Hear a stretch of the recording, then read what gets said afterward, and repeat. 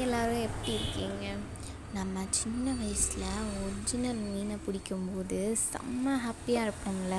அதுவும் நாங்கள் குளிக்க போகும்போதெல்லாம் பக்கெட் தண்ணி வரும்போதே மீனெல்லாம் வரும், செம்மையாக இருக்கும். அதே மாதிரி ரியலிஸ்டிக்கான மீன் மரத்தில் செஞ்சுருக்கோம். அது பார்த்திங்கன்னா நிறைய கட்டிங்ஸாக இருக்கும். அது அப்படி இப்படி அசைச்சோன்னா ரியல் மீன் அப்படியே அந்த வலையிலேருந்து நீங்கள் எடுக்கும்போது எப்படி துள்ளும், அந்த மாதிரி மரத்தில் செம்மையாக இருக்குங்க. அடுத்தது பார்த்திங்கன்னா என்னென்னு கண்டுபிடிங்க பார்ப்போம்.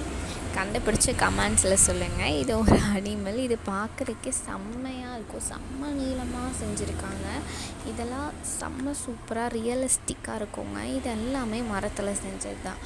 அடுத்த பொம்மை பார்த்திங்கன்னா முதல்ல பாருங்களேன், அதே மாதிரி வால், அதோட வாய் ஓப்பனிங், அது எல்லாமே அழகாக இருக்குது. ஆனால் நம்ம முதலையே நான் இப்படி கையில் ஆட்டினேன்னா என்ன ஆகும்? ஆனால் இது ரியலிஸ்டிக்காக